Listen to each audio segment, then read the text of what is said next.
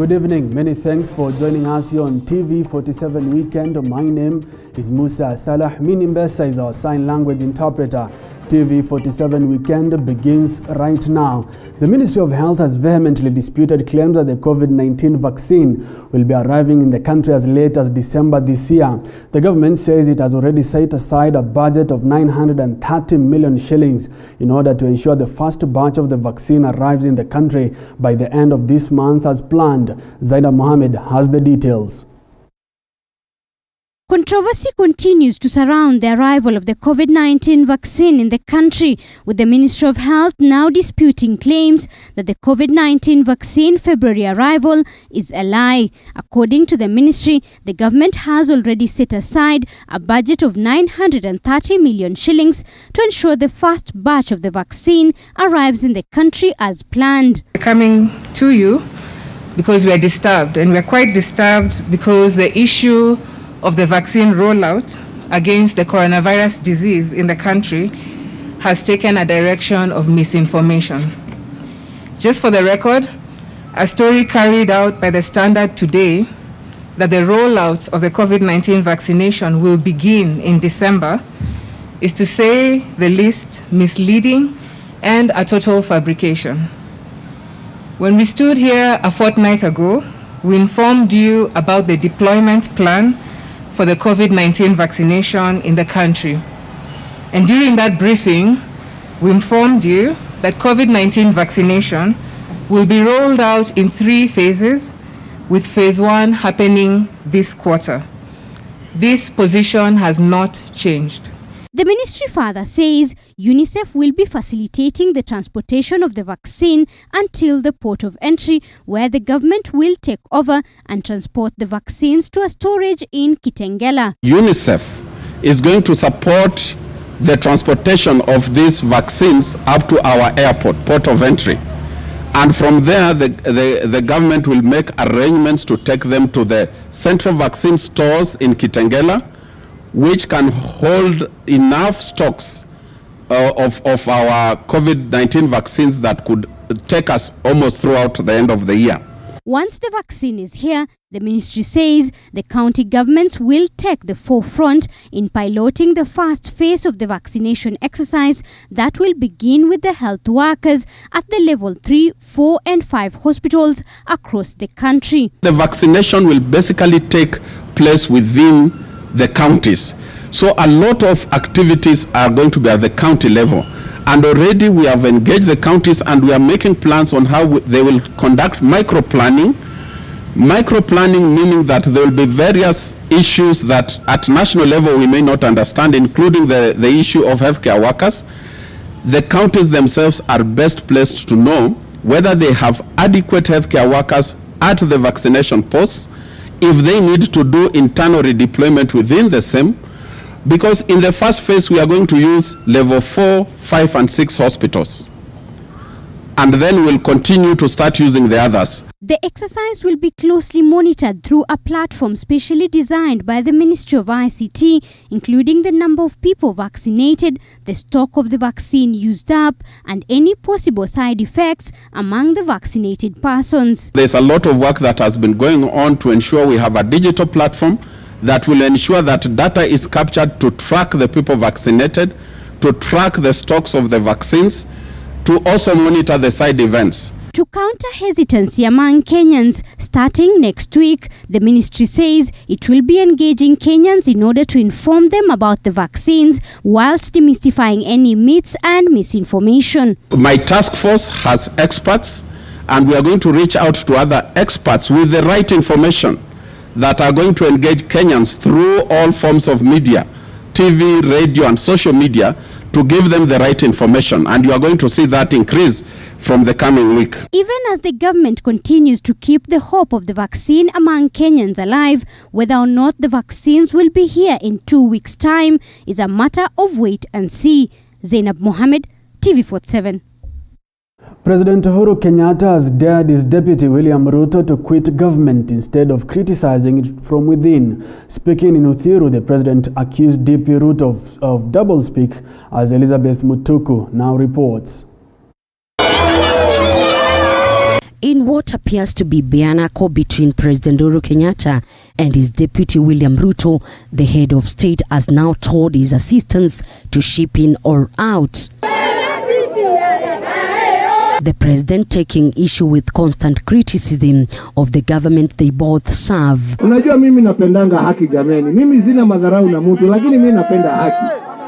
Huwezi kuja upande moja unatusi, na upande mwingine unasema angalia. Unaangalia nini umefanya? Kama mwingine kitu ni moja, we are either together or we are apart. But you cannot come and take credit and then at the same time insult those you are together with. Does that work? Ati wewe duka yako wewe mzee. Deputy President William Ruto has been accusing the handshake between President Uhuru Kenyatta and ODM boss Raila Odinga of failures in the Jubilee government. President Kenyatta now claiming that DP Ruto has been using his allies to abuse him and those in government.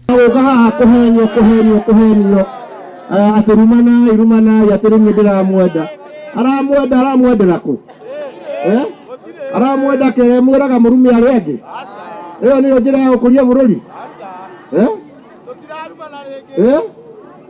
Adu aitu please adu ni mokire adu ni maberie gwiciria ni kiki turero. Deputy President William Ruto's allies have also been criticizing as well as raising issues with the BBI push. In a recent visit in the Mount Kenya region, DP Ruto said he loves the people of the mountain amid accusations that he is only taking advantage of the region's vote reach. Na ndipo tunasema tunataka pesa za mashinani pia ziongezeke. Na ndio kama ni wale ambao wanawakilisha huko mashinani wawe na pesa ya kuweza kuendelea na hii kazi ambayo tumeanza. Na ndio wananchi wafaidi. Na ndio tunasema tungependa tuwe na constituencies nyingi zaidi. Na ndio wananchi hapa waweze kupata pesa mingi zaidi. Kenyatta reiterating the need to support the Building Bridges initiative, saying it holds the key to more development in the country. Kenyatta insisting that his goals is to have a stable, developed country more than what is sought by his political opponents. Kenya hii tunataka amani na tuweze kuendelea pamoja. Mkenya awe ameishi Mathare, awe ameishi Zaweri Gatundu, awe ameishi Kisumu, awe ameishi Mombasa, awe ako na haki yake kama Mkenya ule mwingine. Na hiyo ndio lengo la BBI, kuhakikisha ya kwamba tumesawasisha wananchi wa Jamhuri ya Kenya. The president was on a tour of hospital projects underwent by the Nairobi Metropolitan Services. Elizabeth Mutuko, TV47 Nairobi.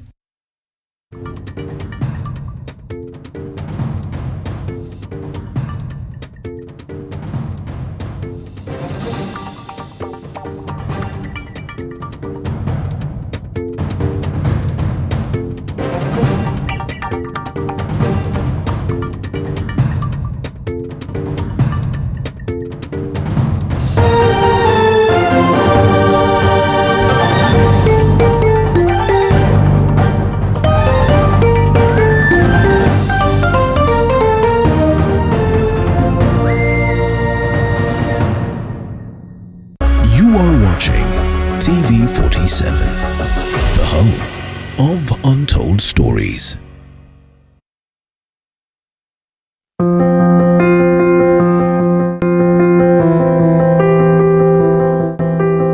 They say the way to the heart is through the stomach. This month of love, Throwdown shares with you those amazing food ideas for that candlelit dinner and picnic date. Learn those dining etiquette and avoid those embarrassing moments every Sunday at 6:30 p.m.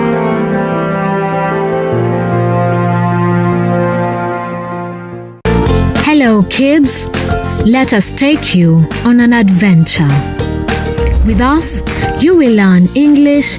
The letter here is silent, so we don't say orchard, we say orchard. Kiswahili. Leo tutasoma jina zawadi. Sema zawadi. Zawadi. We cannot forget mathematics. And that's not all.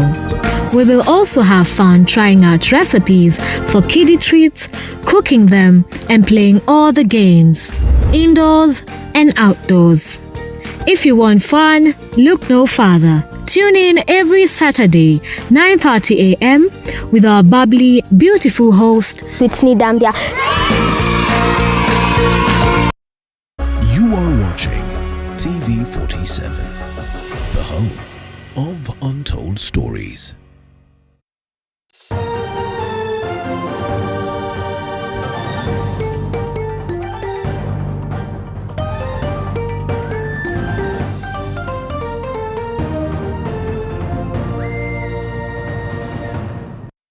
Welcome back. You're watching TV 47 Weekend. Deputy President William Ruto has insisted that he plans to revolutionize Kenya's economy if elected, advancing his hustler narrative. But Ruto's recent visits to President Uhuru Kenyatta's political backyard has somewhat been said to look like a battle for the vote-rich stronghold. President Kenyatta now asking the second in command to resign. You will find something. With President Uhuru Kenyatta's relationship with his deputy getting shakier by the day, Deputy President William Ruto now claims that he stood by Kenyatta when he needed him most. Ruto alleging to have been betrayed by Kenyatta. Wakati Uhuru Kenyatta alikuwa anahitaji rafiki wa kusimama na yeye, wengine walisema yeye ako na kesi, wengine wakasema yeye hafai kwa sababu baba yake alikuwa rais, wengine wakasema hafai kwa sababu yeye ni mtu wa kutoka Central. Lakini mimi nilisimama na yeye wakati alikuwa anahitaji rafiki. But some of President Kenyatta's allies have claimed that Ruto has proven defiant, with some members of parliament planning an impeachment motion against Ruto in parliament. President Kenyatta's allies further concluding Ruto's launch of the hustler narrative in President Kenyatta's political backyard in Kiambu on Friday to be a continuation of Ruto's defiance. Kama serikali ya Jubilee, tumeweka foundation ya kujenga barabara, ya kujenga reli, ya kuunganisha stima, ya kusomesha watoto, ya kuunganisha maji.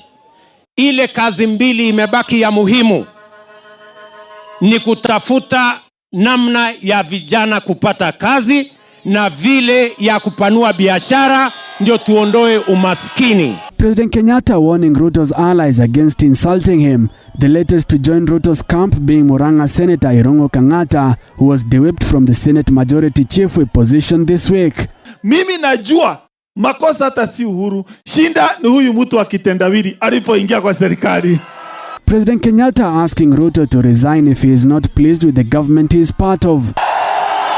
With the BBI politics taking shape, DP Ruto has held that he should succeed Kenyatta upon his retirement next year, Ruto using his bromance with Kenyatta in 2013 to sell his 2022 agenda. Simesaidiana na yeye kujenga barabara na kuunganisha stima na kufanya hiyo kazi yote. Rais akienda kupumzika ni mtu ya kitendawili ama ni hustler anafaa kuendesha hii kazi? Barely a week after President Kenyatta's meeting with leaders from Mount Kenya region in Sagana, Ruto met members of parliament and senators allied to him at his current residence, using the meeting to gauge his influence in the two houses. Ruto now blaming ODM leader Raila Odinga for interrupting Jubilee's Big Four agenda. Nilisikia mtu ya kitendawili juzi anasema wheelbarrow ni takataka. Mimi nataka nimwambie we my friend, wacha ukumbavu. Aje upuzi. Ajue wera ni wera. Now, the Third Way Alliance Party has hinted at dropping a petition it had filed at the High Court challenging the BBI bill. The move is expected to pave way for the completion of the BBI process after the High Court had halted the Constitutional Amendment Bill 2020 on Monday. This as the ODM party leadership expressed confidence that the bill will sail past the county assemblies despite Thursday's chaotic rejection of BBI in Baringo. David Mudoka reports. The hint by the Third Way Alliance Party leadership that it will consider dropping a suit challenging the BBI bill at the High Court might have just turned up the volume on the BBI reggae. This comes days after the High Court had blocked the Independent Elections and Boundaries Commission from subjecting the Building Bridges Initiative Bill to a referendum, owing to the suit, among others, plunging the constitution changing process in darkness. Vikwazo ambavyo vimewekwa katika mchakato huu ambayo yanazuia Wakenya kupata yale matunda ambayo wanafaa wapate au walipendekeza kupata kupitia punguza mzigo au bili yoyote. Tunalaani vikwazo hivyo na tuko tayari kama chama kuvitoa vikwazo hivyo vyote ili Kenya isonge mbele. In the petition, the Third Way Alliance Party is seeking the court's determination on whether county assemblies, the National Assembly and the Senate have the legal framework to approve BBI, and whether county assemblies and the parliament can alter or improve the contents of the bill. Anything that is in court, who said that courts are static? They are not static. We have seen people go to court and we have seen matters being resolved in court, even outside court. The party's leadership has also condemned the rise in cases of political intolerance just hours after the Baringo County Assembly was literally turned into a battlefield by county assembly members over the BBI bill. In this particular instance, an MCA is filmed charging with a seat in his hand at a fellow MCA who had made an attempt for the maze. Other MCAs and the speaker were forced to scamper for safety, with the outcome of the chaotic session turning in favor of those opposed to the BBI bill. The outcome has since been seen as a blow to KANU party leader Gideon Moi, who supports the Constitutional Amendment Bill 2020, since Baringo is his political backyard. Tumeshangaa sana jana na vurugu ambayo ilifanyika kule Baringo. Inaonekana kuna watu walipewa pesa kwenda kuvuruga na kushurutisha kazi ya kikatiba ya MCAs kujadili masuala ya marekebisho ya katiba, kwa sababu kikatiba ni kazi yao. This as ODM party leaders remained upbeat that the BBI battle in Baringo might have been lost but not the war. Proving and rejecting the BBI report at the county assemblies is the standard practice. That is what is expected. You have not mentioned that Kisumu, Home Bay and Siaya, 3 against 1, have approved. So who should be worried? Those who don't want the BBI process to proceed, and not us, because we know our number. We are going to have counties approve it 3-1. The bill has sailed through in Siaya, Homa Bay and Kisumu counties so far, with all eyes now trained on the rest of the 43 counties. The BBI bill requires just 21 more endorsements from the county assemblies for it to qualify for the ultimate referendum test. David Mudhoka, TV 47. Well, it's time to take a short commercial break, but we'll be back with more. Stay tuned.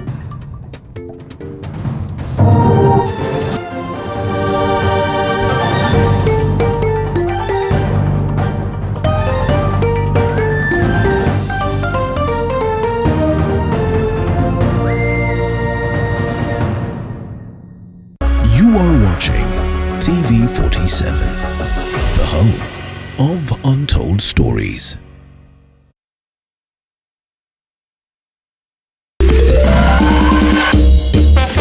Sona moja imetengenezwa kwa njia spesheli ili kupambana na maumivu kwa haraka. Sona moja ina aspirin kama kiungo. Sona moja, kitulizo kamili. Maumivu yakizidi, pata ushauri wa daktari. Finca Properties Limited introducing Equator Gardens Phase 2 Nanyuki. A few minutes drive from Nanyuki town near Olpajeta Conservancy. This is a strategic property offering a homely serene environment with nearby schools, hospitals, with a space for children playground and kindergarten. Invest today with a cash offer price of 200,000 for 50 by 100 plot and a discounted price of 350,000 for 100 by 100 plot of land. Legal fees and transfer costs inclusive. This is a gated control development property with water and electricity on site. We offer free site visit every Wednesday and Saturday. Visit our offices in Kitengela Pena Towers first floor, Contact us on 0721 737300 or SMS the word plot to 40309. Title deeds are ready. Finca Properties Limited. Prime and affordable. Afisa, nina criminal ameniibia kitu kwa nyumba. Funga yetu enda ofisa. Fande bufungua hapa. Simkule ka breakfast kidogo alafu twende. Simshakula evidence. Ati nini? Exhibit mumekula. Nicho ripiwa? Sini hiyo ilikuwa imeiba. Tumekula exhibit. Selector. The difference is in the taste. You are watching TV47, the home of Untold Stories.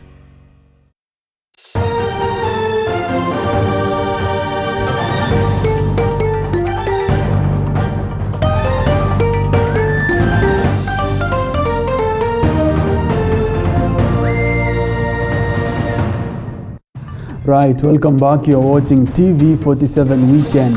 A section of County Assembly members in Baringo have faulted the debate on the constitutional amendment bill that was rejected at the County Assembly yesterday.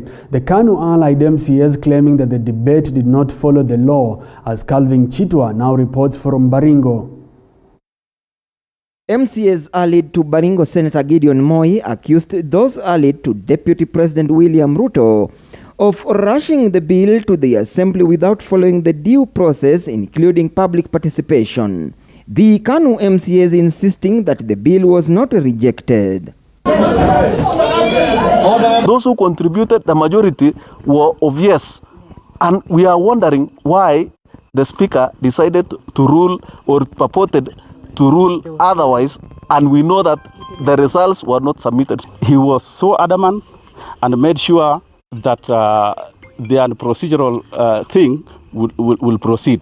These people sensed whatever they sensed, and they rushed. They did not sleep yesterday night. They decided to go and bring this motion today without following due process. The County Assembly of Baringo was thrown into a state of confusion when police lobbed tear gas in the chambers shortly after the Speaker had announced the results, shooting down the Constitution Amendment Bill. This forced the members, including the Speaker, to scamper for safety.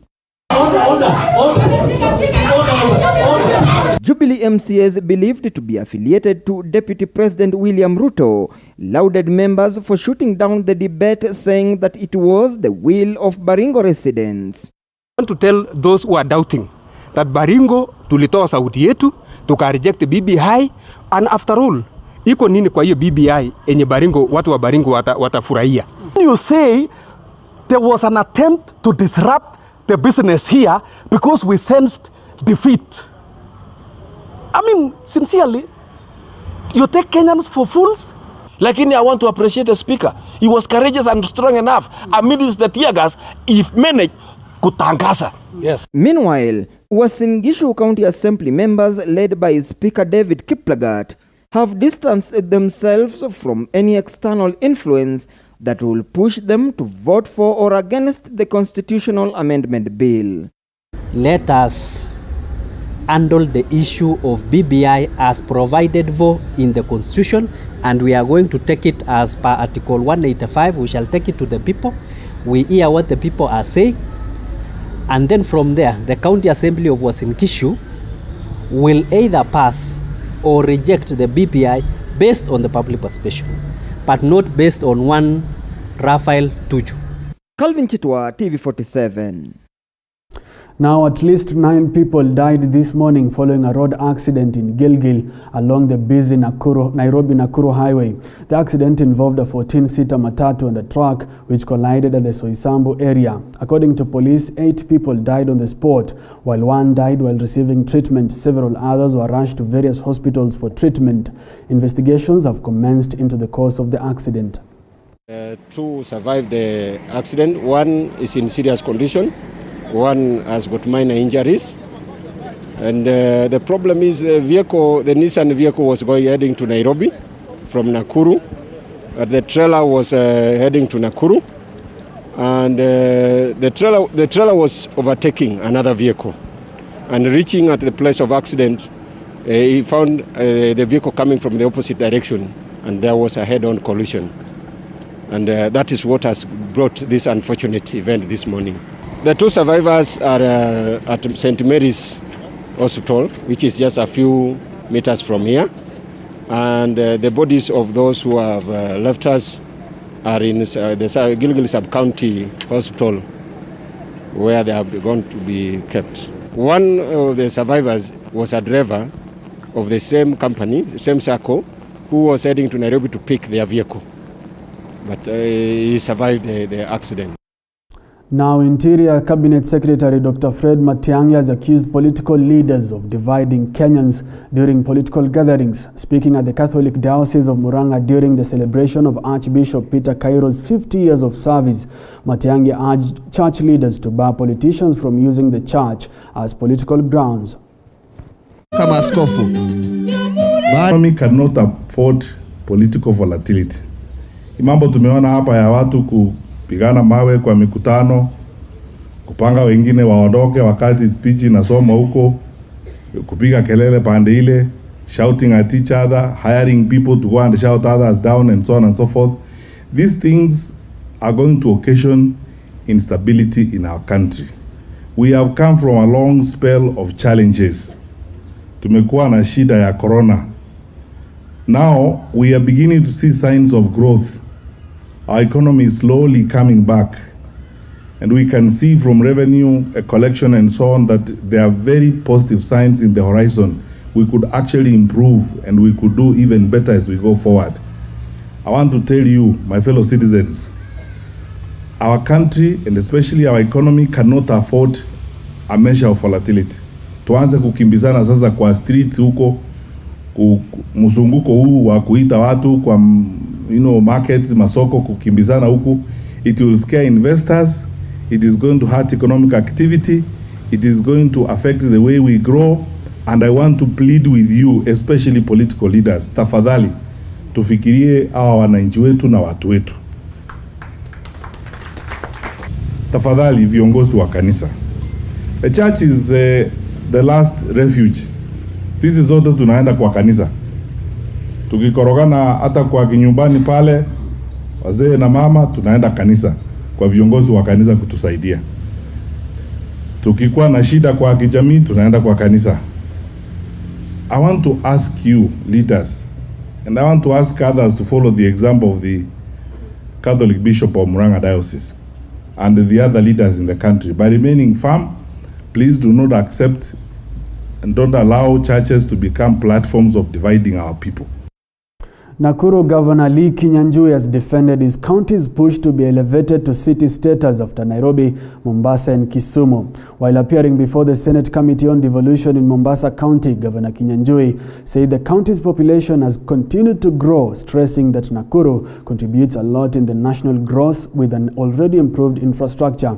The upgrading of Nakuru to city status had been debated since 2019, with many Senate sessions to discuss the matter being postponed. I would want you in your opening remarks to speak to those concerns and also to this committee. What is your vision? Why do you want to be a city?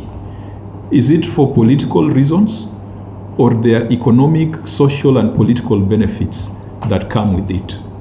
I think the first benefit that comes is basically from a business and marketing point of view.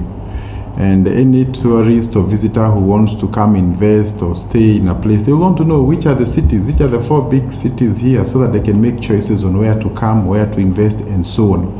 And I want to confirm by just that announcement that Nakuru is likely to be a city, we have had immense requests and pressure for investors who would want to come to Nakuru. For this reason, we have also embraced the affordable housing agenda introduced by the President, because as we all know, not everybody who lives in big cities can afford to live in the high rents that are commercially available in towns. And therefore we want to work within the Big 4 agenda, specifically on housing. And to that extent, I want to confirm that in the next 3 weeks will be groundbreaking for 2,000 houses to be built in Nakuru that will be sold at an average of 3.5 to to 4.5 million shillings. And these houses, the rent you pay will be equivalent to your installment. Right, it is time to take a short commercial break, but we'll be back with more. Stay tuned.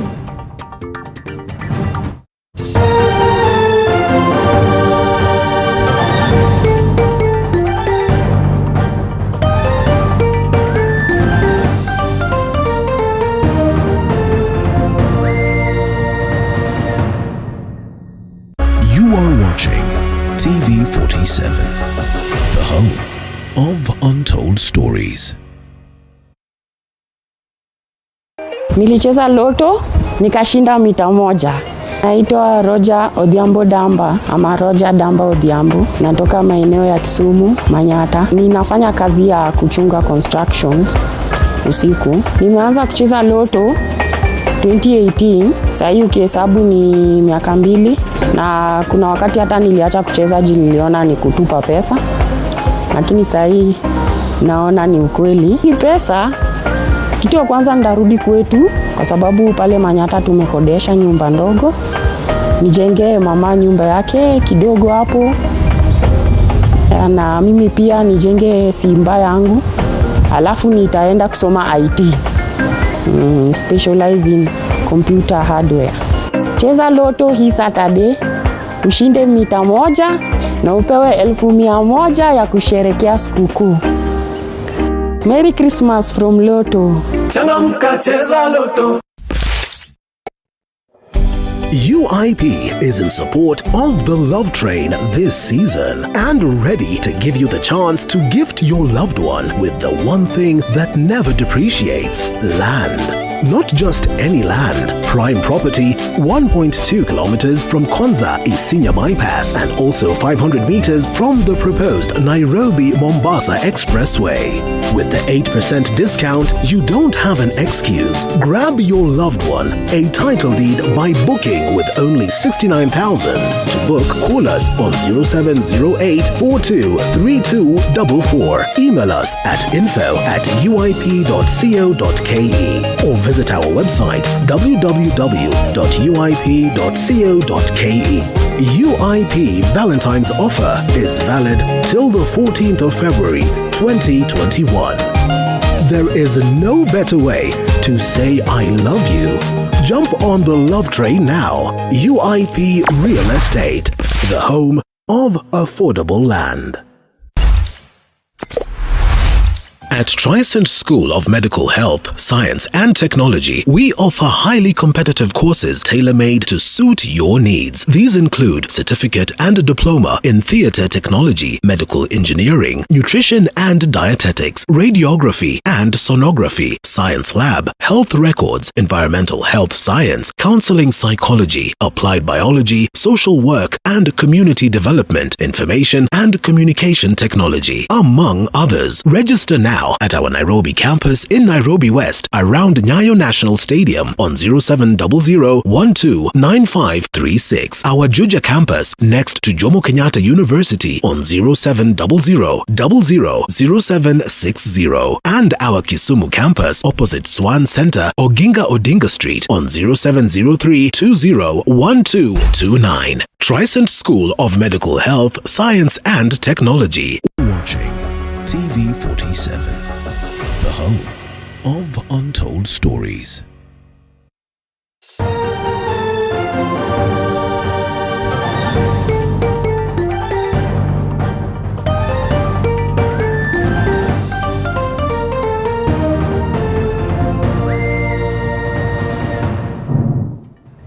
Welcome back. You're watching TV47 Weekend. The opening of the new Kenya Railways Corporation cargo transit shed in Nairobi has enabled small traders across the country to order their goods from foreign countries. The cargo transit stores deconsolidates goods on behalf of the traders at a lower price. Our reporter Joanne Maina talked to some of the entrepreneurs who are currently benefiting from the new transit shed on its impacts on their businesses.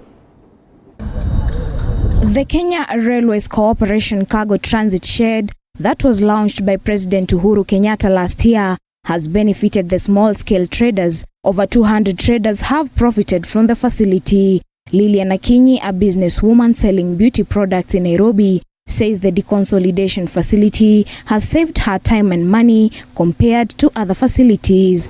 Okay, before our goods was taking too long, and then you could get, there are some containers that were being detained in the port.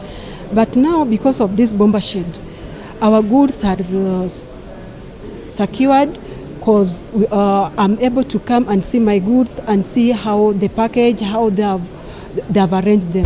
This is just one of the many initiatives that the government has put in place to help small-scale traders. The youth have been urged to embrace small business ideas to enable them get a source of income. We are encouraging, and especially our young people, that with as little as 50,000 or even 40,000, we will be able to assist you start a business. The ordering process requires traders to order goods through the deconsolidating offices or through certified companies. The small-scale traders have also called out on the government to caution them amidst the COVID-19 pandemic, which has affected the country's economy. Kwa hivyo tunaomba serikali yetu, sababu ya wakati huu kulikuwa na COVID-19, hali ya uchumi kidogo ilienda chini, waconsider tupate mikopo katika riba, yani katika riba ikue ya hali ya chini kidogo, ndio tuweze kushikana na small traders. The cargo transit stores electronics, plastics and clothes, the safety and genuineness of goods being adhered to. Joanne Maina, TV 47. Now, Equity Afya, the medical franchise of Equity Group Foundation, has opened a new medical center in Murang'a County. The new center brings the total number of outlets within its concession to 36, being the second clinic within the county after Equity Afya Kennel that will serve residents of Murang'a and its environs. Speaking during the opening of the facility, Equity Group Board Chairman Professor Isaac Masharia noted that the opening of the Murang'a franchise is part of the larger strategic plan that will see Equity Afya provide easy access to quality healthcare in the country.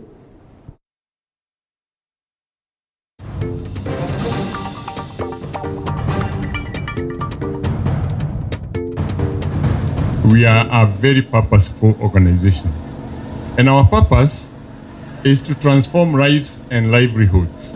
A lot of people have been asking, Equity Bank is a banking organization. Why is it in health? Where is it in healthcare?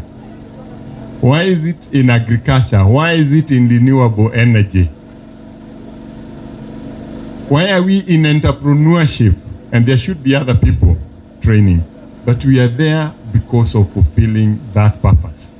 I'm a beneficiary of Equity Leadership Program. Equity absorbed me 17 years ago. I'm very happy to cement the relationship which I have with Equity, and it's good. We have started a franchise in Murang'a called Equity Afya Murang'a. We are ready to offer affordable and quality services to the people of Murang'a and beyond. We have all the services available. They'll be under one umbrella, and we promise our patients and the residents of Murang'a and beyond that we are not going to disappoint. Now, matatu owners in the Mount Kenya region have petitioned the government to allow them ferry passengers in their registered capacity, saying their business is on the verge of collapse. Addressing a press conference in Nyeri County, the owners, drawn from 10 counties, said that they are undergoing losses following reduction of their vehicles' capacity from 14 passengers to 8 in efforts to curb the spread of the COVID-19 pandemic. Tumeumia na tunakufa kama vile ilisemekana, kwa sababu wale watu tulikuwa tunabeba walitolewa wote. Tungeomba serikali, na nirudie, tungeomba serikali yetu tukufu itusaidie, iturudishie watu 14 tuendelee na kazi, kwa sababu ukienda kwa hoteli unakuta watu wanakaa tu vile. Ukienda kwa shule imefunguliwa. Ukienda kwa gari ya moshi kama ile iko inakuja pande ya Nanyuki inabeba watu kama kawaida. Juzi nilienda Mombasa na ndege. Ndege haijatoa viti ile ilitolewa, inabeba kama kawaida vile inabeba. Kwa hivyo ndio tunauliza serikali yetu, ni kwa nini wanataka sisi tutoke kwa kazi? Sisi ndio usaidia watu wale wengi sana Kenya hii. Watu wale hawajiwezi, Mtu ana mgonjwa anataka kupeleka Kenyatta, hana gari yake, kwa ukoo yao hakuna gari, huyo mtu anategemea matatu ya kumpeleka aende hospitali, na sisi ndio tunawabeba. Sasa hawa watu tulipewa watu 8, gari inakaa masaa mawili kupata watu 8. Na rais, tunakuomba ukuja kwa hiyo mkutano wetu. Sasa kama sasa Nakuru tuko na matatu 8,700. Zile ziko kazi ni 5,000. Hizi matatu zingine zote zimesimama, zingine zimechotwa, watu wetu wamelala hospitali na hakuna sasa mwelekeo, sababu kama ulikuwa na matatu 5 umebaki na matatu 2. Ile watu tunabeba hawezi wakaribia hiyo matatu na hawezi wakalipa insurance, hawezi hiyo gari hawezi ka-maintain. Hiyo ni kumaanisha mwaka ingine unakuja hatutakuwa na matatu kwa barabara. Kwa hivyo tunaomba rais wetu mpendwa uweze kuongea nasi vile umeongea na Kawa na Majani na wale wengine. Well, it's time to take a look at what is happening in the world of sports, and our sportsman Dennis Otieno is on standby. Good evening, Dennis. What do you have for us this evening? Well, thank you, Musa Salah. Good evening to you too. Now, tonight, we have a lot that is prepared for you in the world of sports. We shall be telling you about the player that was crowned as the best player of the month of December in the FKF Premier League. We shall also be telling you about the club that was fitted as the champions of the world. We shall also be giving you an update of the Australian Open and also the results that were registered in the FA Cup. Now, this and more coming up in just a bit.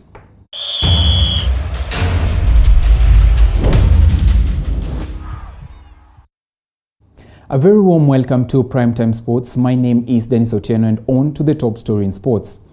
AFC Leopards striker Elvis Rupia beat stiff competition from KCB goalkeeper Joseph Okoth and Kariobangi Sharks Eric Kapaito to be crowned the FKF Premier League Player of the Month for his exemplary performance in the month of December.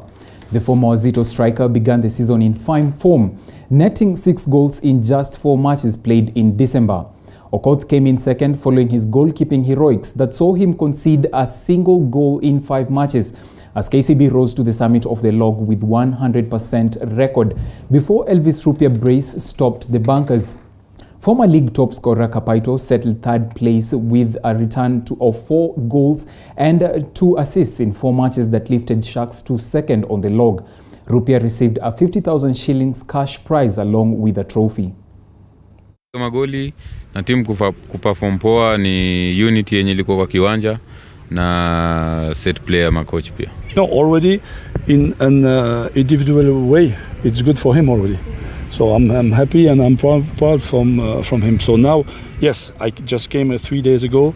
We had 3 sessions training,